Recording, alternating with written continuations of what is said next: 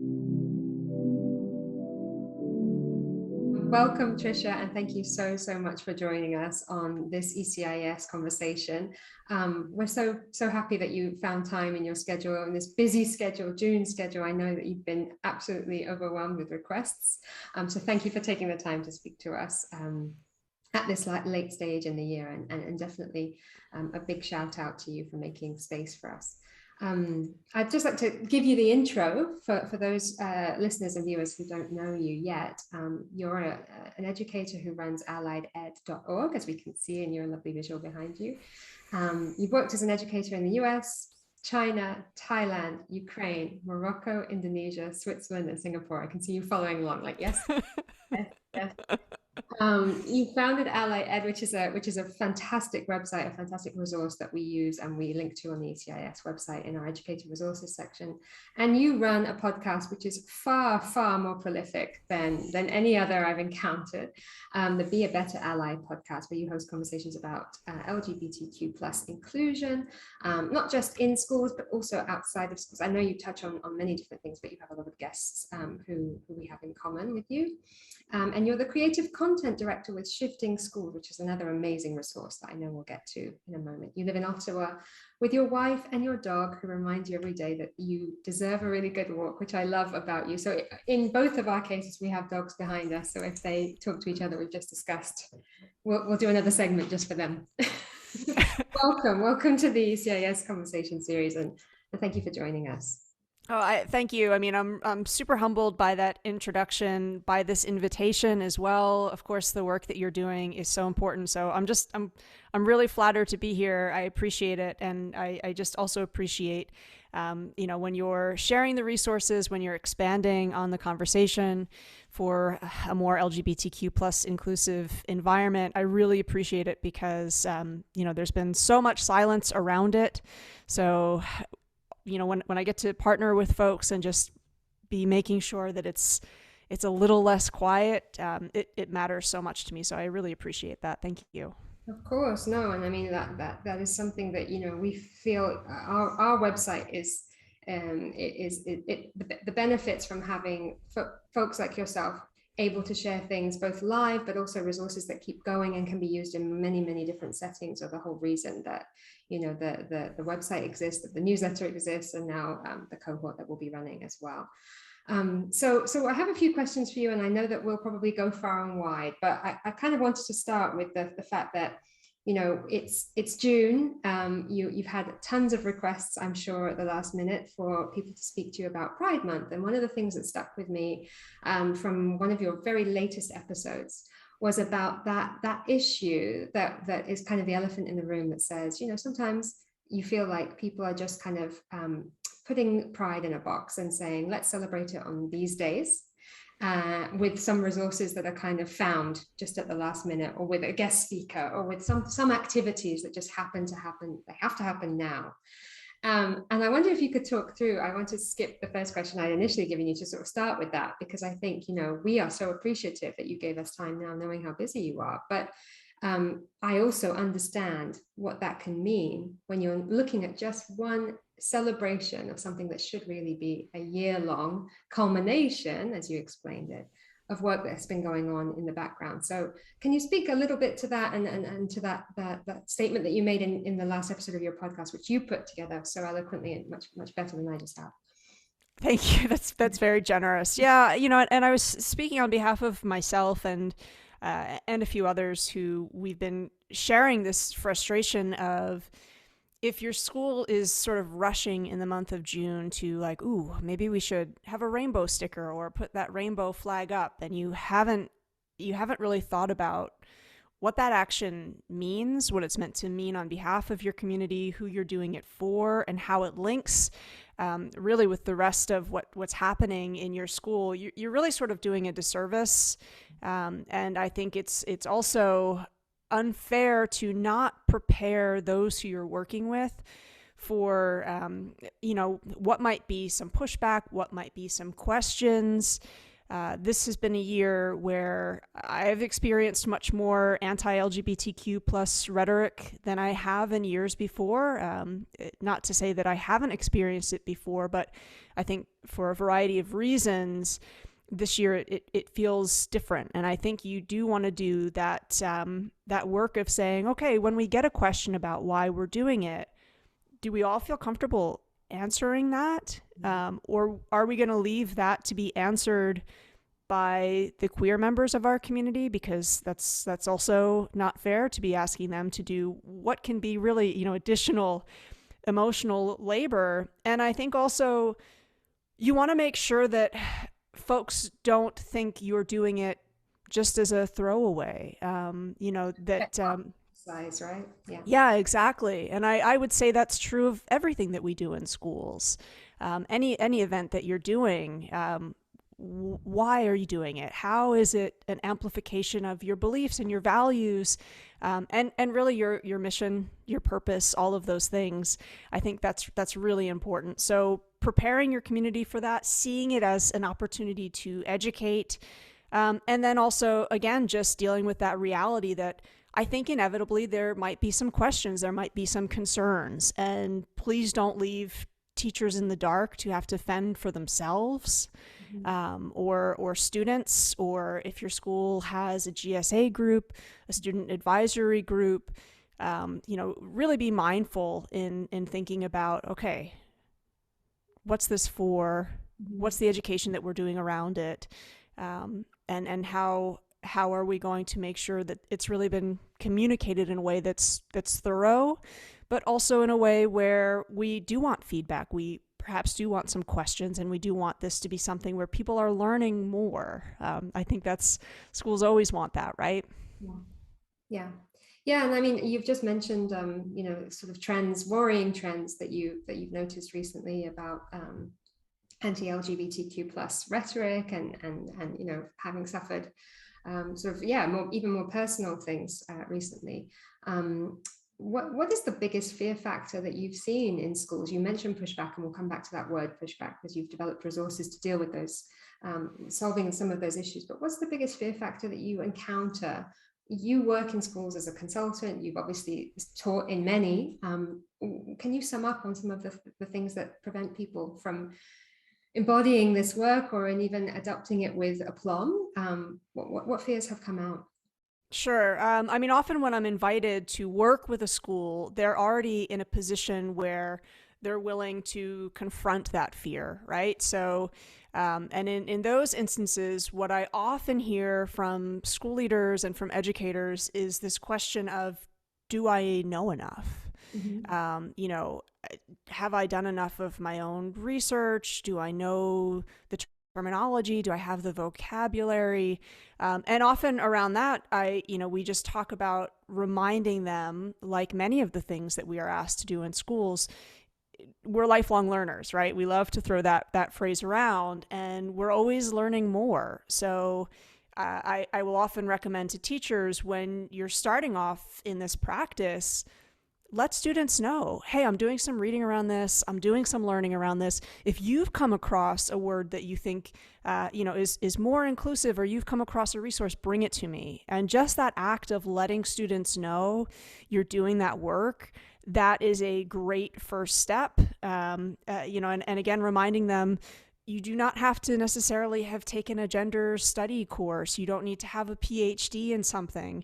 We, in the world of education, we take on new initiatives all the time, right? And sometimes modeling that beginner's mindset can be really powerful and can invite students in to be taking that leadership on with you. It's collaborative, it's collective.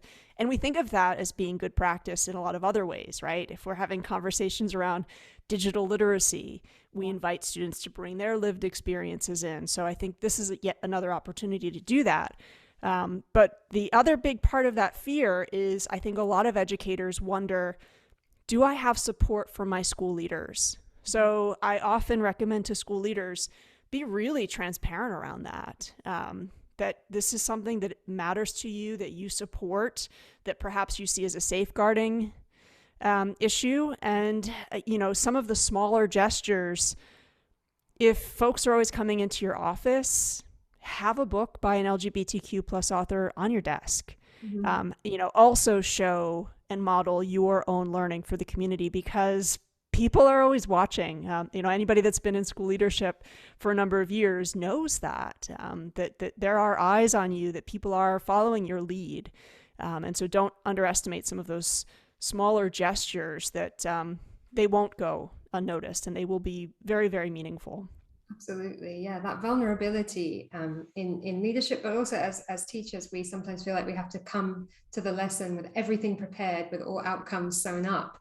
And taking that risk of saying, I'm learning too, and I'm new to this. I love the beginner's mindset approach that you talk about, is a way to combat, I think, some of the fears that you've explained that I've seen as well in teachers who just don't have the language yet, or the terminology yet, and are very, very worried of getting it wrong, so they're silent. As we know, silence is also a big message. And it's a great way to model accountability and a willingness to be held accountable, and that's what you're trying to cultivate within your classroom, right? Is that space where we can come to one another and, oh, actually, I read this, or, I heard this. What do you think about that? That it can be not a culture of shame and blame, but a culture of let's learn and share together. Right. So could you talk us through, you have some awesome resources that I clicked on a few days ago that talk specifically about dealing with pushback on allyship and inclusion work. Why were those resources created? How have they been received? And why do you think this pushback is still here? I think the pushback is still here for a variety of reasons. I do think that silence was allowed to be there for far too long. And so inevitably, if a school is new to this work, it's a change. And like all change in school, there is going to be some questions. And I say this, if the library changes its procedures with fines, there's going to be questions, right? So we're used to that in schools. So often, though, we will also make sure, okay, well, let's prepare. What questions might there be? So how can we do some education around that? So the resource that I put together was really one that's intentionally collaborative, because, again, this work, schools where you've got one or two people doing it on their own, it's not sustainable. Those two folks are likely to burn out. And also schools have people leave. So you do want to make sure it's a collaborative, collective sort of workflow and learning environment. So the resource that I put together, it's really meant to be kind of a collaborative document where a team or a PLC, a few people can get together. There's some choice there. And there's really two different parts of the menu. There's a few examples that are kind of adjacent to the world of education. Click on one of those. I have a protocol there that's meant to help just scaffold, like taking some notes. And then there's a few examples that very much come from the world of education, including like an example policy statement, as well as here's a few sample questions that do come up quite frequently. And here's a few sample answers. There's the protocol. Take a few notes, and then let's come together and have a conversation. That document is collaborative by design, and it's also asynchronous by design, because I am a big believer as an introvert, give folks time to process, to think on their own, and then come together, digest some of these resources. And hopefully within your team, you've got folks who are looking at different things, right? And I would say we believe in rehearsal all the time in education. We practice things in like minuscule steps. And so practice having that conversation, practice having that dialogue where you do have a member of your parent caretaker community who's maybe upset. Role play that through. And again, make sure that people have thought about that conversation very carefully. So that's the resource that's just meant to help with that. And that's the resource that, to be honest, I think also just puts a spotlight on the reality that queer phobia exists in schools.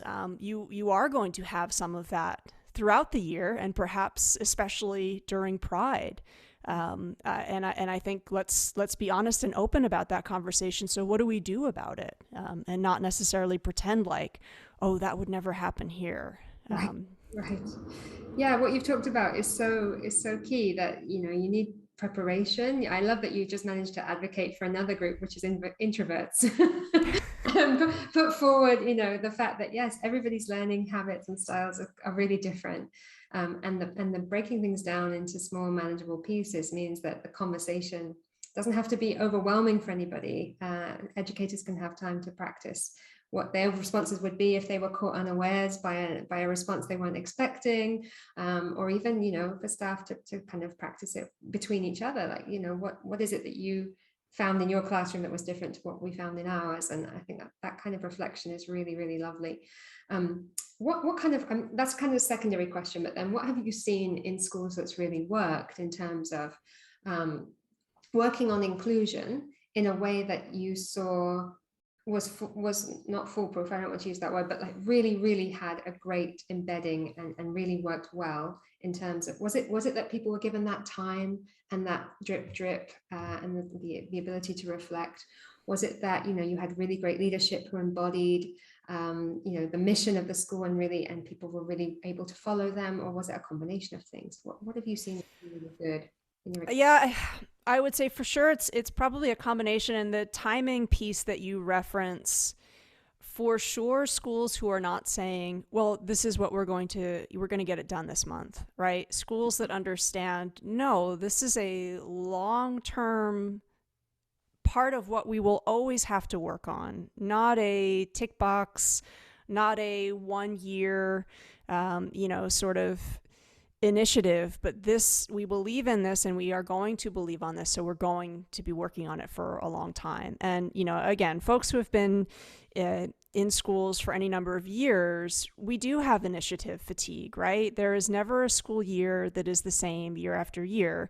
And I do think that educators are very smart and can understand when something is being brought in, do we mean this? Are we in this for the long haul? Or is this just going to be kind of something that comes and goes and, oh, remember that, and it collects dust? So I think schools who are very open and honest about this will be a part of ongoing conversations that are sustained. This is something that's going to be integrated into all aspects of what we do and who we are and what we believe. We're not going to say, oh, this department or this grade level or this one person. It really is about the full spectrum of what the school does.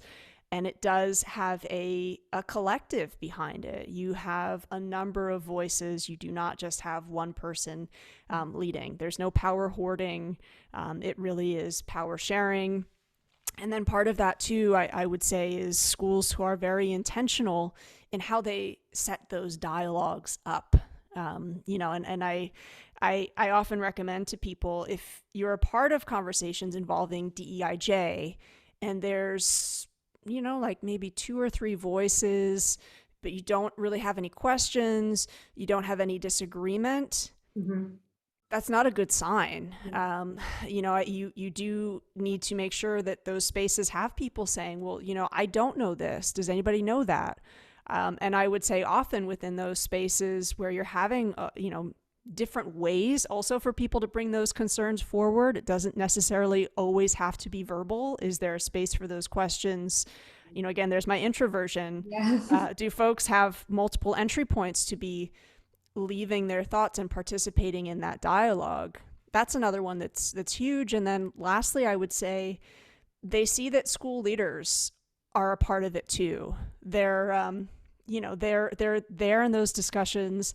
They are also modeling the podcasts they're listening to, the books that they're reading. Like people understand. Yes. Yeah. You've led me. Sorry, I didn't mean to interrupt you there. You were in flow. No, not at all. I'm thinking naturally about the next question, which is about your interaction with leaders who you found inspiring. Because I know that one of your most listened to, most downloaded episodes has been with Kathleen Nagli of the International School of Helsinki, who, I'm sure we are both huge fans of, embodies courageous leadership, servant leadership, student invested in students and in student leadership and ownership of ideas around inclusion. And just models that kind of bringing one's whole self to school, telling her full story, vulnerability, all of those things. So I'm sure she's a favorite guest of yours. But what have been a couple of your other favorite recent guests, or maybe leaders for UC who are embodying what you've just explained, that leadership by example? Yeah, well, and Kathleen is a great example because she also comes to it very honestly and admits where, okay, this wasn't the way that I always led. And she will be the first one to say, like, my leadership has evolved and changed and I am learning. And that humility, that humanity that she brings forward is huge. And I do want to preface what I'm going to say here with the acknowledgement that being a school leader is a remarkably difficult job. My wife is a school leader. She never has an easy day. Friends who I have who have been doing that work for a long time. It's intense emotional labor. It's complex. And again, it's really tough. I completely understand that. What I see from school leaders who are bringing the shift, who are, like the amazing, the Kathleen Club, they do what she does in terms of understanding stories are really important. Thinking very carefully about how she shares her story and that willingness to do that, because it's not easy. But the other side of that, I would say anybody that's worked with Kathleen or anyone who has worked with a school leader who is doing this work effectively, they listen, and they don't just say like, oh, we value listening. You'd be able to ask them, hey, can you tell me about a few resources that have really like shaped your philosophy about the art of listening? And they'll have some things that they can tell you, right? Like they really do believe that being a good listener is a part of their work. And then part of that is they have a desire to process feedback. And that's not easy as a school leader because you are not short on receiving feedback in your week. But you are willing to take that hard feedback on and think about it.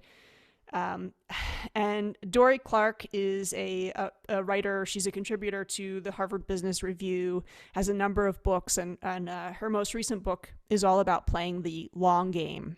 Mm-hmm. And I would say that's a noticing as well, is that school leaders understand real transformational change.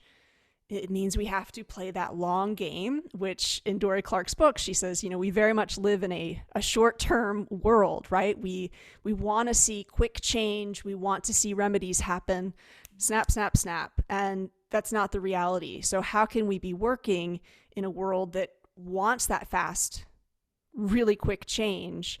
How do we exist in that space and play our long game at the same time? And I would say it's leaders that are thinking, okay, this is where we're at right now. What's the vision for 2 or 3 years down the road? And how are we constantly keeping ourselves accountable to getting there? And understanding there will be setbacks, but big picture, are we still moving forward? Yeah. And I mean, we all know that takes time. Challenging internal bias is a very personal thing. You have to start there. You have to start internally, and then, shifting your lenses is complex work. It takes a huge commitment over time. Have there been any kind of common questions, common confusions that you see regularly around implementing allyship and inclusion work that are just really easy to fix really fast? Like on the flip side of that, we know that the deep work takes a long time, but are there really common things, common errors, mistakes, or just misunderstandings that can be cleared up really fast, or things that you've seen shift opinions very quickly? I think coming to understand that having a more LGBTQ plus inclusive school is not just for the quote unquote LGBTQ community. Mm-hmm. And, sometimes I'll hear people say like, oh, there are no LGBTQ students at this school, and doing some learning around identity and how identity evolves, and understanding that you do. And also, this work is for the entire community. You do want your students to understand what it means to be a respectful person who can contribute to a community with lots of different types of folks, right? And we often will talk about like diversity is a strength. This is what that's about, right? And knowing that this is for your entire community. Also understanding that this work can be joyful, because sometimes I'll be working with a school and they think like it's all doom and gloom and, you know, this has to be like very depressing, all of the conversation. No, you know, we have a lot of ways into doing this work that are fun and joyful, and we can be pointing to folks who are, you know, examples of queer wisdom who are uplifting and inspiring. So just also thinking about what's the tone in which you're approaching this, you know, can be really, really powerful. And then also I would say taking a really critical look to a lot of the language that you use about your institution, and then saying, does that need an asterisk? So if your school is one, or your classroom is one, where you're constantly telling learners, be yourself, does that come with a, unless you are? Or do you really mean that? You know, do you believe that learners can champion their own learning? Do you really believe in student agency? Because, you know, in my mind, student agency is being knowledgeable about the reality of the world and understanding the history of all of the types of people who have always existed in the world. Mm-hmm. So, you know, really just questioning, when you say things like that, our students have agency. Yeah. Is that unless? Mm-hmm. Yeah. So just a very quick way of framing that, I guess, would be like, yeah, is everyone included in this statement, or in this school, or in this place? And as we know, you know, DEIJ work attacks the same kind of inherent issues with multiple different lenses. So if you're looking at one, and if a school's just focusing on, let's say, you know, it's anti-racism policy, there are going to be so many commonalities and so many shared things that influence the same kind of closed-minded or you know, or thinking that holds students back, then with a variety of other lenses applied. And so I think what we see is that once you start having the conversation about bias, and once you start understanding the conversations about checking what it is that you think you know about any group, then really it makes it much easier for you to empathize with every group faster.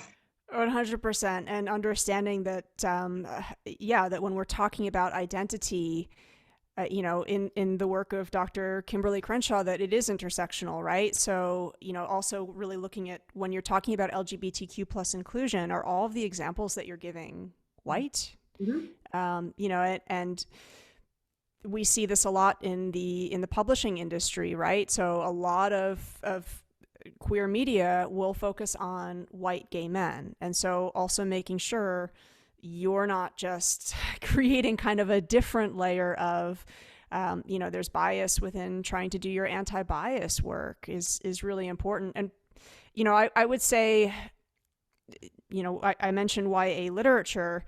Another just so easy to fix thing is, and I mention this to school leaders a lot, schools have professional development libraries. Do you have YA text? Do you have children's literature texts in those libraries? And often a school leader will kind of like, you know, raise an eyebrow.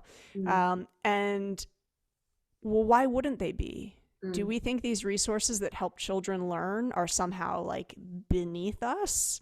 Okay. So, you know, again, when we talk about student agency and what, you know, our students are capable of learning, there are some remarkable YA texts and children's lit texts that are great entry points into this work. Mm. That folks will often say like, oh gosh, you know, that book really, really helped me. It was profound. And it's sort of a, yes, and aren't our young learners also really powerful in the learning that they're doing? So, you know, please don't underestimate the power of their resources. Yeah, that's a really great example. So given how important it is that we've touched on all these keywords, right? Lifelong learning, continuous updating of knowledge, the fact that, you know, reading and continuing to learn and listening and surrounding yourself with different inputs is so important, so crucial for growth. You always ask your guests to talk about their own learning and what they're reading about. So I thought I would flip that and ask you what you're reading, watching, or listening at the moment that's been really inspiring and that can get others excited about joining you in that learning. Thank you for this question. I mean, and again, it kind of, as you're asking it, it goes back to, you know, you were saying, what do I notice in schools who are having some success? with this work. And I would say you also have often folks who are connected to a broader network, and to a network that's always expanding. And what that often means is when you have professional learning in your school, it's not the same 3 or 4 people coming to your school, or you Zooming with them year after year after year. But those connections are really changing. I will often say to a school who's invited me more than twice, hey, do you know about this person or that person or this person? Because yes, I am a member of the LGBTQ plus community, but I am just one of the letters. And even for my letter, I don't represent all of the lesbians, and so making sure you're just getting so many different perspectives and you're constantly expanding the conversation and not conforming it. So again, schools that do that and schools that are always saying, our professional development library, who are the authors in that space? Who are the key contributors? And can we broaden that? And so for my own reading, a resource that really helps me to do that I love newsletters. Book Riot has a great newsletter. It's called Our Queerest Shelves. It's a great resource. It's always pointing me to voices that maybe I have not come across yet. So it's keeping me really fresh as a reader. Cool. I'm writing it down. I talk a lot about Adrienne Marie Brown's work. Their book, Emergent Strategy, it will forever be one of the most influential texts that I've come across. So this summer, they have a book called Holding Change that is on my to be read shelf. Listening wise, I'm kind of gonna just recommend a playlist that I've created for Pride, which I'll share with you. And folks, if there's a song that you think should be on there by an LGBTQ plus artist that's not there yet, again, I want that playlist to expand. I also recognize, and I think we are not talking enough about the power of social media in our personal and professional learning. When it does, at least for me, it's a part of my week. It's part of my week's learning. Wow. Dr. Nadine Thornhill has an incredible Instagram account that's just constantly dropping learning. They also have a great YouTube series called Everybody's Curious, and season 3 has recently come out. But I love what Dr. Nadine Thornhill does with her Instagram account. It's a great kind of like weekly dose of learning. I have to give a huge shout out to Sherry Spielek's newsletter that's called Bending the Arc. I've already mentioned a newsletter, and I love newsletters. Yeah. I adore them. I'm subscribed to so many. Hopefully you like ours. Yes. I mean, honestly, newsletters, I don't know. I love them, but I've got to say Sherry's is really something special. And anybody who I know who subscribes to it, she does a really, really great job with that newsletter. It's got so many different levels of depth. And like what you were saying with Kathleen Nagley's authenticity, Sherry's educator voice, like just authentic, also modeling, hey, I didn't know about this. Here's how I went about to learn more. And I think we just need more of that modeling, right? It's really powerful. Educators sometimes hold themselves to this impossible standard of, I must be an expert in everything. Yeah. You can't, right? It's okay. You don't have to. And then the last one I'll mention, I also really love listening to books. So I've been listening to an audio book, The Body Is Not an Apology by Sonia Renee Taylor. And there is a workbook companion that has come out for that book. And it's a really, really powerful book. Again, it kind of talks about some of the standards in which we hold ourselves to and where they came from and how they are harmful, how we can let them go. It's really resonated with me this year. So I've been recommending that a lot to folks, and I'm excited to check out the workbook companion for it. That sounds like a cool teaching and learning resource too. Yeah. Okay. We'll look that up, and it hopefully will be in our next newsletter alongside some of the resources that you compile on a regular basis. But Tricia, thank you so much for your time, for the thoughtfulness of your responses, and for always moving the needle forward. Whenever I speak to you, I learn, multiple new things. But what I'll take away from this is that amazing list of reading and current research, and also, the fact that yes, we are here to celebrate you as a guest during Pride. during a time when we also want to look back at all of the things and the culmination of the work that has been going on, with that framework of knowing there's so much more to do. And it just helps set the scene for the forthcoming school year, in the things that, I hope as an organization, and as multiple organizations of our school membership, will be able to put that work into action now, to plan for next June, and to plan for the true celebration and of all of the great things that have happened in our schools in between now and then. So thank you for reminding us of that. I mean, thank you for the invitation to have me on. And that's the reality, right? There's always, language evolves. There's always going to be more learning to do. And with that, I think really comes with the reminder of, we have to ask ourselves what we're doing to make this work sustainable. Yeah. And I think that includes, where are we giving ourselves that time, that headspace, that permission to step away? Mm-hmm. If Pride at your school this year is disappointing, where are we giving ourselves a space to, just process those emotions? And I love the work that you're doing too, because the reality is, we need this network. In my mind, that's the only way we're going to see real transformational change, is if we're coming together, we're working together, we're being collaborative, we're supporting each other. I think that's got to be a part of that long-term vision. And so I love having conversations like these and thinking about the strength of our network, just how many amazing, incredible educators who are out there doing this work, and who are going to be there to, step in when some need to step back, and take a break, because that's a part of it too, right? It's intense emotional work, and we cannot do that on our own. We really do need to have a network. Yes. Well, thank you for being part of ours, Tricia. And again, for those of you who, in the show notes, will be releasing all of the links that have been mentioned today. I highly recommend that you take a listen to Tricia's podcast, and that you listen to at least the last couple of episodes, but of course to that Kathleen Niggly one, which is one of my favorites as well.